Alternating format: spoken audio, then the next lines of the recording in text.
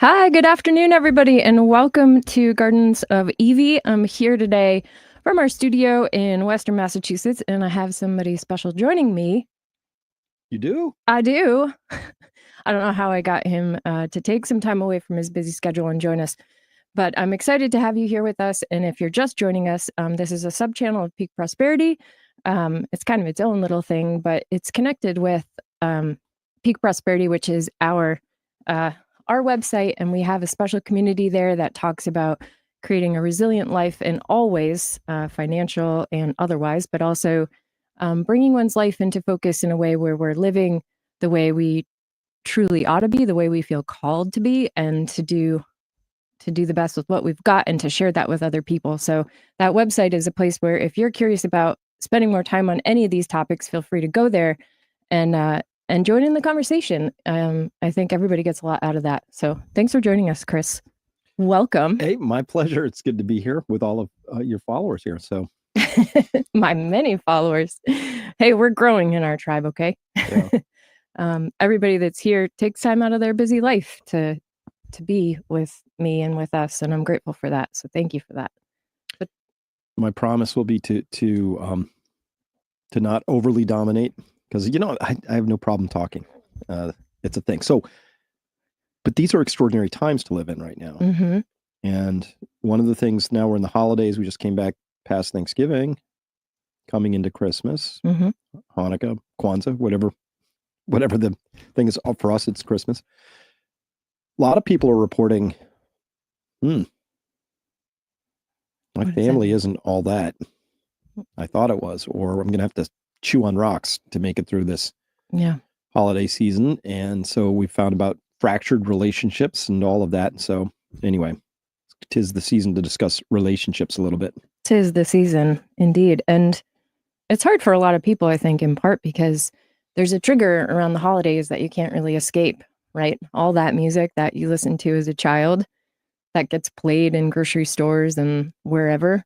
I mean, it brings up almost a physical longing or nostalgia, you might call it, for times gone by. But at the same time, I think life has changed. A lot has happened in our world, and we're struggling to understand that and tease it apart. And Chris and I both have had, people that have fallen away from our lives based on who we've chosen to become in the world, and whether individuals that we grew up with can appreciate that or not anymore.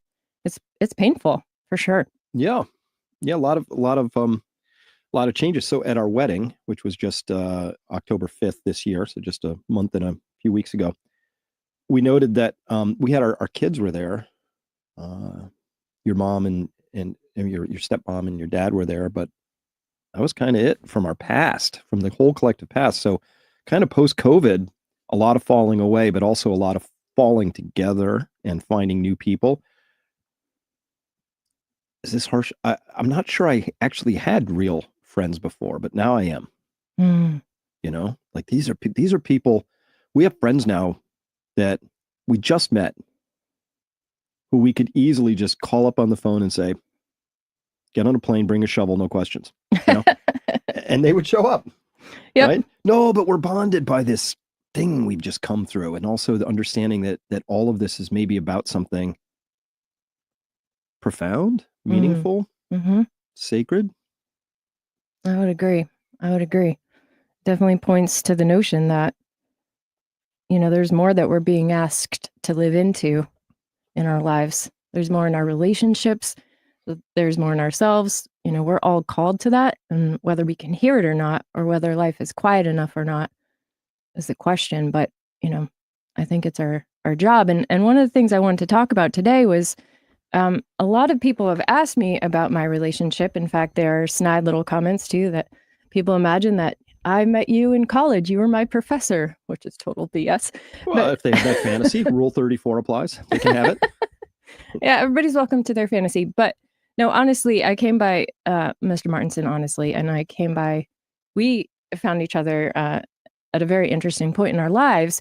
But what I want to say is that people have asked me about our relationship because I think people sense that we have a really solid relationship, Which is true. And folks who came to our wedding I think, got to see it more on display because we're very private people, and it's not something that we're constantly. Believe it or not, we're very private people in front of the world. Okay, we're private people, but yeah, No, anyhow, we don't share this part of our lives very often, but I get it from a lot of people, and I'm curious too to talk to you about it because I feel like our relationship feels like a port in a storm, especially at this point in history. And I'm curious if we can talk about what's gone on for us, what works for us, so that other people can sort of get a sense of where we're at and what we've discovered that's been so influential in our lives.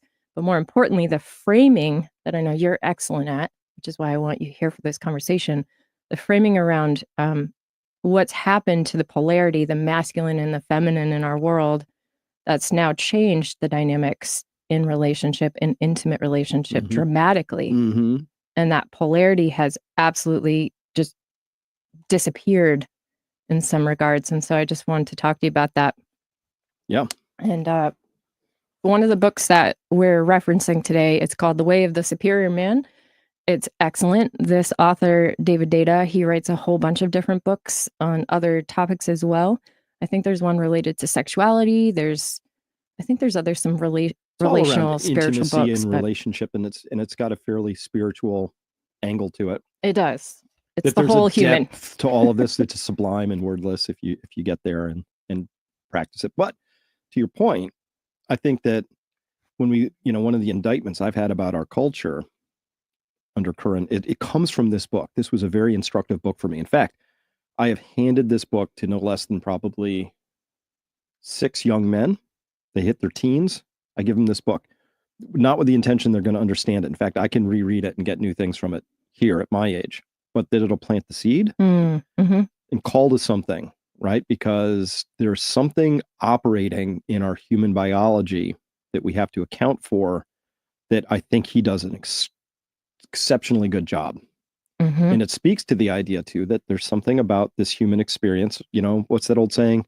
Are we humans having a spiritual experience, or are we spirits have a human experience? This speaks to this idea that there is something really profound that exists because of the duality of the universe we live in, where masculine and feminine represent dipoles on a battery. And you want those poles to be as charged, as oppositional as possible. And our culture does the exact opposite. It asks men to be more like women and women to be more like men. It does. Decharges the battery. It does. I actually have something I want to read to give a tiny little sort of glimpse into what this talks about. This is just in the introduction. It says, this book is a guide for a specific kind of evolving man. This man is unabashedly masculine. He is purposeful, confident, and directed, living his chosen way of life with deep integrity and humor. And he is sensitive, spontaneous, and spiritually alive with a heart commitment to discovering and living his deepest truth. Bam. That's just the first sentence or paragraph of the introduction. His deepest truth. Keep going. Okay. This kind of man is totally turned on by the feminine. He loves to take his woman sexually to ravish her, but not in some old-style macho fashion. Rather, he wants to ravish her with so much love she is vanished. They both vanished in the fullness of loving itself. He is dedicated to incarnating love on this earth through his work and his sexuality, and he does so as a free man, bound neither by outer convention nor inner cowardice. This newly evolving man is not a scared bully posturing like some King Kong in charge of the universe, nor is he a new age wimp, all spineless, smiley, and starry-eyed. He has embraced both his inner masculine and feminine, and he no longer holds on to either of them. He doesn't need to be right all the time, nor does he always need to be safe, cooperative, and sharing like an androgynous Mr. Nice Guy. He simply lives from his deepest core, fearlessly giving his gifts, feeling through the fleeting moment into the openness of existence, totally committed to magnifying love. And the next part of it, I think, is also super important to add. Until fairly recently, modern roles for men and women were fixed and separated. Men were supposed to go out and earn money. Women were supposed to stay home and take care of the kids. Men often manipulated their women through physical and financial dominance and threat. Women often manipulated their men through emotional and sexual strokes and stabs. The typical and extreme caricature of this previous time are the macho jerk and the submissive housewife. If you are reading this book, you've probably outgrown this first stage of sexual identity, or at least you can smile about it. So anyway, he goes on from there, but essentially he's talking about that polarization, that way that we've also been influenced by our culture to forget about our true native essence, whatever that is. And he said it's irrelevant whether it could be that as a woman, I have a more masculine essence naturally, or that you, right, have a more feminine essence. It's not necessarily bound by sex. By gender, I mean. Sorry. Yeah.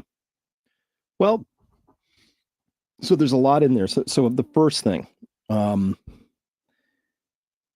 think I did a lot of exploration of tantric stuff in my past, right, and informed who I am today. And a lot of people in my culture, they hear tantric, they think sex immediately. But tantric means of the senses. So there are people who approach a fullness of life through different forms of tantra. Music is one, food is another, dance is one, right? Yoga. Sensual, right? Of the senses, right? That there's a greater learning that can come. And part of each of those lineages, though, is this idea that you have to accept the whole human, right? Which is something that the left progressives are absolutely trying to murder right now, is the sense that we're whole humans. You're going to be anti-racist. You're going to be, having no gender. They're trying to murder all these differences, which are actually just part of life. So what they call, you discriminate. That's terrible. Actually, discernment is something that nature gave us. And I hope that if it's 2:30 in the morning, like I think we all saw this video of this guy and he's with his girl and they're on the streets of New York. It's 2:30 in the morning. Unfortunately, the guy ends up getting stabbed to death, but his discernment was zeroed out. There was a crazy guy up the street kicking a car and he's just like looking at this crazy guy, and just the guy comes into his zone and ends up, killing him because he had no discernment, right? Or he'd overridden his discernment by saying, oh, I don't want to make this guy feel awkward because I'm going to discriminate against him, when you should just be able to go, oh, that's a crazy dude. It's 2:30 in the morning. Let's just keep some distance. Right. Right. So nothing wrong with discernment. Nature gave it to us. You want to discern. I hope that when you're walking down the street and you see four guys who are of an age, 20 to 30, and they got that wilding thing going on, that you kind of go, I'm going to keep my distance. There's nothing wrong with that. Yeah. Right? That's discernment. That is. So they've tried to iron out all that stuff, including the idea that there's no difference between the XX and the XY chromosome pairs. There's all kinds of differences. Right? Oh, really? All kinds. But Tantra says, not only do you welcome the differences, but you say, viva la différence. That the life is in those differences, that's the contrast, Oh, and nature teaches us that contrast is everything. Without contrast, what do you got? It's the key to balance in everything. Every single element. Yeah. Dark and light and shadow and light. I mean, it's just even just looking at that beautiful thing on the wall behind you, it's art itself would be nothing without contrast. Our emotions contrast each other. Yeah. There's so much that nature holds. So level one, there's some biology running, right? So what do we know about biology? Men are trying to just spread their seed, right? That's what biology said, do that. Women are trying to figure out how to nurture these helpless things up through adulthood or at least independence, right? Whatever we call that. And so that's always running. Under the script, yep. So you recognize that. You don't try and pretend that you've transcended it. You say, okay, I got some biology running. Okay, there's that. And David Data is saying, well, there's more too. There's a sublime transcendence of that. It's true. That's true. And so in the tantric sense, you bring it all to, you say, it's a both.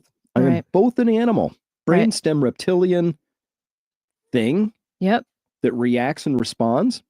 And there's this chance to grow past that. Have it as an and on top of that, not grow past it, but I mean, you include it. Right. But it's no longer the only hand on the steering wheel. That's right. Of your life, right? That's right.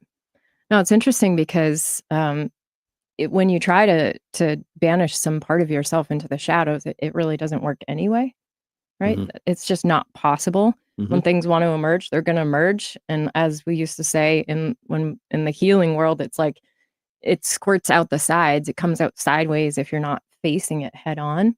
Like just and not just in healing work, obviously, but human traits are like that too. Like you can't pretend that those things don't exist within you either. And I think Right. that's one of the things we're going to need when we begin to build back our society. I think after all this crazy breaks and it's over, we come back to the drawing table. We're going to have to acknowledge that we are all those things, like all of that, all the behavior that's been exhibited is we're also capable of that. Like it lives inside us too. Hmm. But anyway, go on. So I'm excited to hear about from your perspective when you found this book and why it made such a difference to you. Do you remember when you first read it? Yeah, I do. So the larger story is, I had a before and after story, right? And the before, and I remember the date, it's April 25th, 2011. Before that date, I would have told you I was involved in the strongest relationship. My marriage at the time was the envy of the whole community. Anybody who saw us, like I was in this power dynamic couple. And then the day after, I was like, oh, that was all an illusion, right? Because, mass infidelity had been discovered on not my part, the other part. And so that shattered my worldview. I discovered that a couple things, that book, but also that, country western songs had a point. Oh, my achy breaky heart, right? No, Oh, it was a great, I look back on it, like all things that were really painful in life. I look back on it and say, painful, but necessary, because I used it as an opportunity to grow, and it put me back in touch with myself, my heart, my body. And then this sort of line of thinking comes along here. mm-hmm. And fortunately, I had a super mentor, Peter Gallant, who was helping me along this whole way. Unfortunately, he's passed since. And I remember the day exactly. I remember the spot exactly. I was talking with him because he was my mentor, my coach. I was on summer vacation. I never take vacation. I was writing from the island in Maine. And I was on the Mid Island Trail. I was at the third bend by this rock, and he said, "Hey, I think your next arc of life is you're going to have to figure out how to be the best lover you can be." Mm. Now, he meant that in the Jungian archetypal sense, right? So you've got the magician, the sovereign, you've got the warrior, and the lover. Those are the four archetypes that Jung talked about. Those the stages They for could people be that aren't familiar. they could be stages. So the magician is the trickster in you, but also the one who knows how to perform magic, right? So it's actually a dual role. It's not just like the coyote, trickster or Yeah. court jester. It's also the person who knows how to pull a rabbit out of the hat when necessary, right? Um, and then you've got your sovereign, which is your higher evolved self, the king, the person who can make hard decisions wisely. The warrior is everything that my culture just sort of steers boys towards, right? And that's you got to conquer things, right? Go become a SEAL, Navy SEAL, or take over a business, or watch football games watch football endlessly games, if you or all of that. can't And there's a become it. lot of men who approach the sort of the alpha maleness just solely from the warrior perspective, and because they're lacking the other three aspects, we call that the toxic masculinity. It actually has a role. You learn from it, but if you haven't outgrown it by the time you're 24, you haven't got the other parts in play. And by the time you're one of those 40-year-old frat bros with a baseball cap still turned backwards, it's getting pretty stale. It's a. And women, I know you know what I'm talking about. If you're out there in the dating world, I think you've experienced this potentially, which is, men that still, it's from that macho perspective. It's from that place of, like Well, you it's said, stuck. conquering. It's stuck warrior, which is fine. Warrior is a great thing to learn. Know your edges. Know what you're capable of. Men need that. Growing up, you need that. You need to know what you're made of, and you can't figure that out unless you've gone past what you're capable of. Right? That's where we figure things out. Yeah. So without that challenge, atrophy happens. And So all that. But anyway, our culture then really falls down on the last part of this whole thing, which is moving into lover. Now, lover could mean good in the bed, but it could also mean working the words you use as an author. It could mean how you approach your music as a musician. It's the loving of the world. It's a flow state, you know. And as men in the warrior, we're like, you see it every so often when you watch like some sports figure get into their flow state, and we're like attracted to it, but we've misdiagnosed it for the most part, right? We think it's exquisite warrior. It's like, no, that's a person who got into their flow state, which means their heart was, they were fully in that moment. In the feminine. That's what they got into. Well, if you said masculine and feminine, one word each. Masculine, stillness; woman, feminine, flow. So I'd put those in single words, right? Yeah. So dudes get together and they're like, let's make a religion. Like, okay, it's going to be in a cave. You have to meditate for 10 years. Shh, no talking, right? Very still, right? Okay. You know, women get together and they create a thing, and it's like, ooh, 8 parties a year, the 4 big crossings of the sun and the moons, and once a month. I mean, it's just like, you know, regalia and maypoles and lots of things. So yeah, flow. You need both, though. You need the balance, and our culture is asking us to be imbalanced. It is asking us to be imbalanced. And I'd like you to share a little bit about what you notice when we travel or we go places. I can just ask Chris, and I'm getting to understand the language of it energetically to be able to sense, but sometimes we'll notice that there are people definitely not in their flow. And it's something that must be masculine, because I don't detect it the same way you do. How so? What do you mean? I have to really zero in on it. It's not something that, maybe I'm just not conscious of it in the moment, but women that I think aren't being met by a man who truly knows how to be in all of those phases or stages, has access to all those parts of themselves, they don't evoke things in the feminine that the feminine really wants evoked. And I have some friends that I think are perfect examples to illustrate this. We have some people that we know that have been in relationships where they're constantly sort of managing everything in the household. They're managing the children, they're managing the business, they're doing the taxes, they're holding that container, as it were, for life to flourish in. Very masculine things to do. It's very masculine. And typically, a lot of my friends that do that report not being happy, not really satisfied in some way. And that leads to really the feminine getting really pissed, honestly, and frustrated. It gets mad. And you can see it in a person's face over time. You can see that, like, what the hell? You know, why do I have to do this? Why am I stuck raising the kid? You know, whatever it is. And I'm not saying that there aren't certain roles that women are naturally more good at, etc. But to be fully partnered is something we all really long for, I think. I know it's something that I have. And I'm grateful to be able to finally kind of met my match in that way. And so anyhow, I don't know if there's anything you want to say about that, or if I just pulled it all down from the ether. But well, if we said stillness and flow for masculine and feminine, respectively, I could do 2 separate words, which would be, speaking to what you're talking about, which is container and energy. Right. So the masculine provides the container, the feminine provides the energy. Right. So we provide and protect, and the love of the mother nurtures and grows the family. But what I know about the feminine, speaking archetypally, is it doesn't want to be in charge of stuff. It doesn't want to have to keep the warp and the weft of the basket with integrity. It doesn't want to do that. It like masculine's happy being in charge, charging off, doing something, and feminine's happy, you know, just existing into that, right?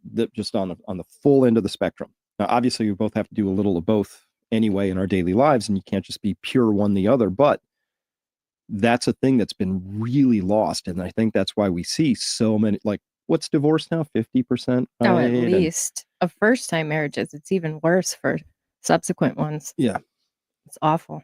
Yeah, so it's, and we could ascribe that to a lot of things, but probably the worst of it for me is that Well, so this book, and hopefully we can get to the next part, which is about mission, which is important. But I also had a very important instruction, which was from somebody who had come down through the Lakota lineage, and so Lakota being a Sioux tribe, and they had talked about that when you turn of age, so you become 13, boy or girl, elders take you off, and you have a whole week download from the elders in a tent, right, in teepee, like, hey, here's how relationships work, right? And they break it down into 14 types of relationships. So there's this nuance. And I realized that my culture had like cartoon versions of these things, right? So husband, wife, it's cartoonish in its lack of sophistication, right? I'm a father or a mother, or I'm a, I work for a company, therefore I'm an IT specialist. Like we have these roles, but the Lakota were like, hey, hang on. Here's how this works out. Okay. So I wish we had that with us, that document, because it's incredible. Well, here, just one example, they say types. Student teacher. The student selects the teacher very carefully. And the teacher selects the student very carefully because they both learn from each other. Mm-hmm. It's a sacred role to both because a good student elevates a teacher. They learn and become better at it. Mm-hmm. And vice versa, which is different than mentor-apprentice. Right. Because a mentor and an apprentice is a long-term relationship, right? Mm-hmm. I'm going to take a specific skill set I have and I'm going to communicate it to you. And it's going to have all these branching things. And so I thought, well, that's nuance right there, that master apprentice is a different role. Mm-hmm. And if you understand the subtleties between them, at some point somebody might approach you and basically say, hey, I want to learn from you. And the first thing you would do is you'd say, which are we? Mm-hmm. Do you intend to be an apprentice? Or do you intend to be a student? Because they're very different commitments, and I have to know what I'm signing up for and whether I'm down for that. Right? But what was really fascinating was they said that the lover that you have and who your lodge mate is and who you have your children with and who is your soulmate may or may not be the same person. Mm-hmm. Actually, usually they're very different people. Yep. Right. Mm-hmm. So this cartoonish idea that our society lays upon us that you have to your soulmate, your lover, your lodge mate, and all of that all have to be one person. It's okay. That the Lakota said that happens, but not that often. Mm-hmm. Right? Like this is like very rare. Okay, mm-hmm. Great. But where's the cultural wisdom? Where are our mentors going? Listen, I know what you're signing up for, and we've got this deal, which is like you're going to try and pick a partner that's all of these things to you, and that's hard. So here's how you go about it. No, we don't have any of that. You just sign up for the deal and get married, and then you have 50% divorce rates, I think, in no small measure, because we don't have the subtlety, the nuance here. Yeah. The cat. I know. I would agree with you. It seems like in our modern relationships, we do expect a lot also of our partner to be all of those things at one time, to be able to switch between those roles seamlessly. And I know it's hard. When you're in the throes of taking care of kids that are puking and cleaning up poop and messes and stuff all day, you definitely don't feel like you want to walk into being the lover. You're like, yeah, whatever. You can put that sex over there. I'm not interested. Mm-hmm. You're just. I think it sets a really high expectation in our culture, the way we look at things, and I think that makes more sense, maybe. Yeah. Because all of them are honorable. It's not like here's the highest epitome of your incarnation as a human to be in this type of relationship, which we do in Western culture. We're like, okay, you're married. That's the highest sort of, mm-hmm. That's the pinnacle of relationship or something. Yeah. Right? Yeah. No, it's asking a lot, and that's fine. You can ask a lot, but maybe we should just have that conversation slapped on the table, mm-hmm. so we can have an actual conversation about it. Right. But for the most part, it's glossed over, ignored, not talked about, not even known, right? Remember, Jung said, until you make the unconscious conscious, it will rule your life and you will call it fate. So if you have this unconscious absorption of the idea that I'm going to marry the be all end all and it has to be all of these things for me. And I just have signed up for that without actually talking about it or thinking about it. It's just an unconscious, like, yeah. And then it doesn't work out that way. Right. Mm-hmm. And that's why, remember back in the day before it blew up, Ashley Madison was this, it was a site for cheaters. Right. Yep. And they never talked about it. It got revealed, then they never talked about it, mostly because most of the email addresses were .gov, and they're like, oh, oops, Kind of like the Epstein. But that's because people are, to have a website be that popular tells you something. It's data that says there are a lot of people who are unfulfilled on some level within the construct of their primary relationship. Okay, that's fine. But that's an unconscious thing. And so they have to hide it. And I'm guarantee most of those people on Ashley Madison were just like hiding that behavior. And then of course you get caught and then there's this big blow up and your everything falls apart. But because they weren't having that conscious conversation on the table. Right. Right. It was in the background. It was in the squishing out the sides. Yep. Being pushed down. So I'm going to look because there's another part in this book. 1 second.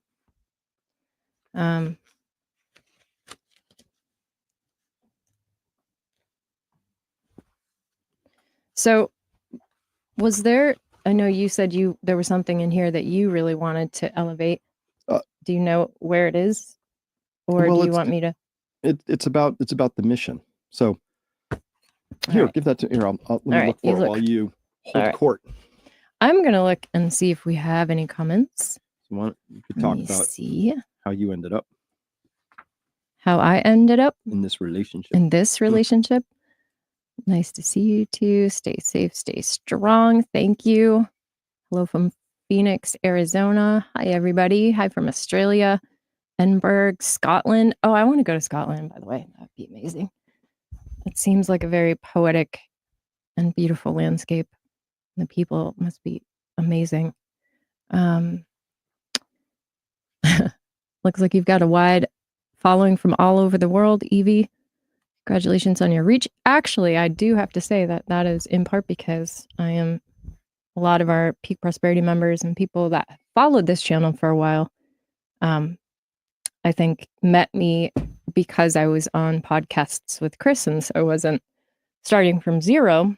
Someday I might have my own channel when I get all of the pieces worked out, because I'm not very technologically gifted. It doesn't interest me. Anyhow. It's hard to read comments at the same time, but this person says, I grew up in a middle-class family, have great memories of the holidays. About 2010, I started hating the holidays because of all the money spending and the food. Yeah. It can be kind of an empty proposition. Well, it can become about consumerism. It kind of loses the ritual meaning under all of that. Well, so funny thing. What I was asking, like, why did you sign up for this relationship? And you've known me for a long time. I've always been the same guy, right? I'm on some sort of a mission and I'm pretty dedicated to it. Yep. Right. That is true. If you had to guess or score it, how dedicated would you say I am? To your mission? Yeah. Scored on a scale of 0 to 10? Yeah. 10 being high. I'd say you're probably a 10. There's really nothing that sort of dissuades you from that. You're not lazy. You don't sort of leave things on the table that you should be doing, or you don't drop balls. You're very dedicated to what you do. Absolutely. So much so that I think in the beginning it was hard for me initially to understand where I stood in that whole hierarchy. Sure. Yeah. It was confusing often to be like, wait, what? You're gonna what?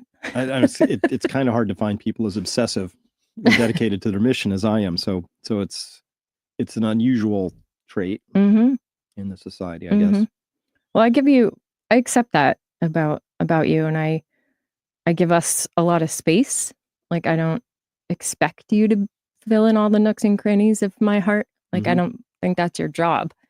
And I think the biggest freedom that I feel we have is that you don't have a design on me and I don't have a design on you. Yeah.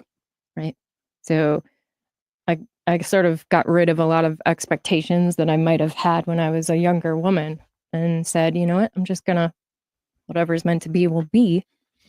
Well, I have a as a side point, I have a systems thought about that. It's the same approach I had to raising kids, right? Not that you're a kid, but the idea is this, which is that my job is to create a tight container. And then my expectation is that you're going to merge into that and change. I don't know which way. I don't have a design on that. I just have the sense that if the outcome is related to the kind of container you build. So I remember this snapped into place when I was a young man. I think we'd had our second kid back in the day, and so young parents. And I read this short piece by a guy named John Rosemond, who is a parent coach or something, and it was just in a newspaper article. One paragraph, he said, the mistake most parents are making today is they make their lives about their children. So they take them to all the soccer practices and whatever the child's schedule is, the parent wraps around that. And he said, it's back asswards. The child wants to know that this is first, because that's where they get their solidity from, that they can then dare to spread their wings and move further and further away. That's where they gain their power. Is from this. So this comes first. And he said parents when they make this first, the kids, versus the whole thing, the parental relationship. Yep, the whole thing loses its potency. The whole thing starts to break down. It because this is what's supposed to come first. Right. And similarly, I think there's something like that around the mission. And so David Data, he captures this. So chapter 7. This is writing to a man, right? But women can read this book too, of course, get a lot from it. The intro says, every man knows that his highest purpose in life cannot be reduced to any particular relationship. If a man prioritizes his relationship over his highest purpose, he weakens himself, disserves the universe, and cheats his woman of an authentic man who can offer her full, undivided presence. Your mission's first. Yeah. Now, I sort of came by that honestly, but I was glad to read it later. Like, oh yeah, maybe it's self-serving, but no, I agree. I think it's important, because what I detect is that, and the rest of that chapter fleshes out this idea that women need to know that their man is on point. Like he's doing his thing, whatever that thing happens to be. Right. And that if he's really doing that thing fully, then he's able to show up more fully in the rest of his life, including in the relationship. Right. Yeah. And I'm so thankful that we have the relationship we do, because I know that there are other people out there that cope with stress differently. Like you seem to, if I had to find a fault, it would be that you're kind of a workaholic sometimes. Ooh. But that at least you're, doing good things with yourself. Like you're not diving into a bottle or finding some other outlet that's really damaging for you or for me even. And I have a huge benefit from the community that you've pulled together. I love these people. I love the people that are in our Peak Prosperity community. They're good people. And I think they've been drawn to you as well in your mission and who you are in the world and the integrity that you bring to the picture. So is there anything else? I know you've got other things you need to get rolling on soon, but well, there's a lot to talk about. This is barely scratching the surface of this, but I think it's important that from a cultural standpoint, I judge that my culture asks me to be unsuperior as a man, right? First off, we have just overt, obvious masculine shaming at this point in time. The toxic throwing the baby out with the bathwater, all things male are bad. And people will say this stuff, that it's gotten so over the top that people will say that straight up now. Wow. Right? We heard in the context of Trump getting elected, right? There were a lot of women who I don't know how true this is, but apparently, they at least role played this on TikTok where they said, I'm getting my tubes tied, I'm so worried about my reproductive rights being taken away. I'm going to snip them. I mean, it's like, what? But it was because of, it wasn't Trump. They said men had done this to them somehow. I'm like, ooh, that's a heavy statement right there. Yeah. It doesn't seem like people are very healthy in their relationships. So there's that. So our culture is not doing a great job of bringing out either the divine feminine or the divine masculine. I mean, people who are authentically fully within their agency and power. And we understand why. Our culture doesn't want anybody in their full agency or power. No, it doesn't. And I mean, I'm not going to get too explicit in this podcast, but I do think this is a conversation that I'd like to be having with more people, because it bothers me that that sex has been taken away, that intimacy has been turned into something that, I mean, the porn industry is a huge industry, right? Right. And that does not translate to healthy sexuality. No, that is not sexuality. We sell the heck out of sex, and then we shame the heck out of sex. Creates a very toxic dynamic, right? Yeah, it's really, I think, a net negative in so many ways, and we've relegated ourselves to this, and then we wonder why we've got so many challenges and issues that result from that. Right. I think being out of flow isn't just something that shows up on your face as a woman. It creates like real health issues. Like my life and my nervous system is so different now, and I can't give you all the credit for that because I've been working my ass off to heal. I know. Right. And doing my own work. But it's amazing to me what, like, the level of trust I have and what that allows for me and you, I think, to do and to be in the world. Because it's like, we can both, it reminds me of like the trapeze arts and the things that people do where, like, in balance, when two people are leaning out, like, you can actually lean pretty far. Yeah. If it's all balanced and good. And I feel that in our relationship. And I think this is something that I wish we could sort of bottle it and have more people experience it, because again, indictment of my culture is that it's asking me to sin all the time. Now, sin, the original Greek meaning of to miss the mark, right? So we have the 7 deadly sins, right? Avarice, greed, pride, sloth, right? Lust. Well, all of those are marketed, sold, and pushed all the time. Yeah. Right. In our culture. And so what the culture is really saying is, we just want you distracted. Almost all of those 7 deadly sins are actually just brainstem activities. That's the undiagnosed animal with both hands on the steering wheel. And the goal of life is to get at least one of those hands off and put a conscious hand on there. But you can't if you're constantly being poked and prodded to be afraid. That's what COVID was. I mean, here in the United States, fear is a nonstop 24/7 industry. Oh, it is. Constant. It's propaganda in your face. Right? Yeah. Its job is to keep you operating in a sinful way, meaning in a way you can't find your mark. Like, why are you here?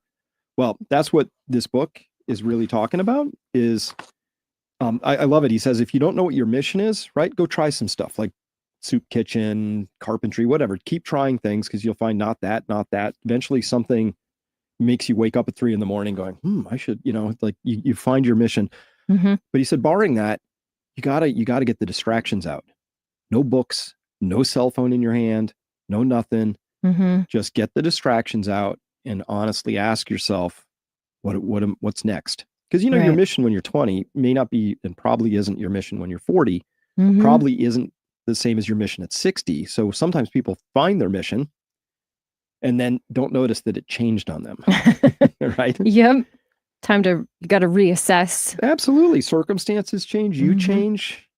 The universe is asking different things of us at different times of our life. This is absolutely true. All of that. So to find your mission is really important. But again, back to those 7 deadly sins, my culture is constantly trying to keep me distracted. And if not that, then demoralized. Like just off the game. So why would my culture want me out of the game? All I can diagnose is that my culture is busy doing things they'd rather I not notice. Yeah. That's the darkness that's led to you and I having crosses around our neck now and all that, because we've seen the darkness. Yeah, there's some scary stuff out there. Well, there is. Now, the power in this story is you don't wait for somebody to say, script change, time for everybody to, you seize that for yourself. Yeah. I think that's what our relationship means to me, is like, we're just defining for ourselves how we want to be with each other and with the world. There it is. Yeah? That's it. Yep. And we're our own sovereign individually and then together. And it's beautiful. It works. Yeah. And in some respects, we've had to make major changes. It's not like we've just sat here and it's all happened to us passively. Like, we've had to work really, really hard, including moving out of a place that we knew was not nourishing to us, Mhm. and a community that was no longer nourishing to us, partly because of relationships ending and, moving on, just need, different vibe. And we've had to, we've chosen to be out in the country, which is a very different lifestyle than being in the city. We can't go on a date night and have somebody make us delicious food unless we drive like an hour and 15 minutes. Like, it sucks a little bit, but at the same time, we gain so much else by being surrounded by beauty and I think other good, like-minded people. in nature. Wonderful. And nature, of course. Yeah. Well, we'll do this again, and maybe we can walk through another chapter or so next time. It's really interesting to be able to talk about this with you. And I don't know. Oh, there are small little comments. By the way, if you enjoy this, feel free to leave a comment and let us know if you'd like us to continue talking about this series, because we'd be happy to do that.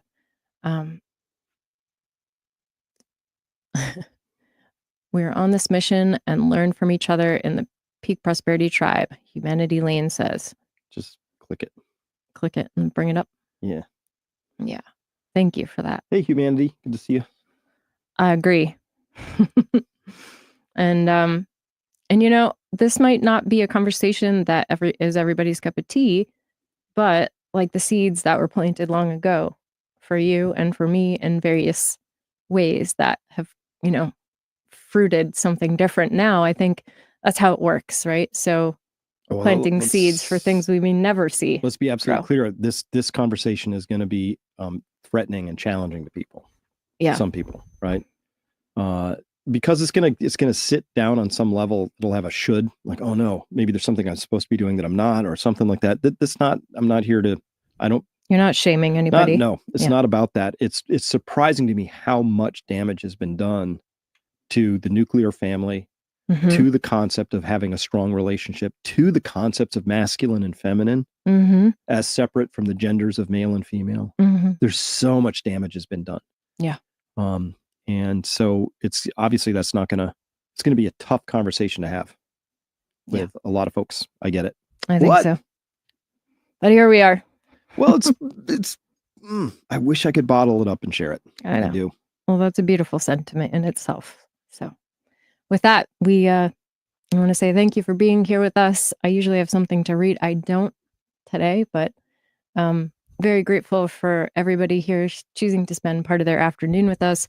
Again, feel free to leave something in the comments if this conversation moved you or made you think about something. Let us know that, and we will be happy to comment on it next time we do this. Thanks again, and have a beautiful and blessed rest of your day. Bye for now.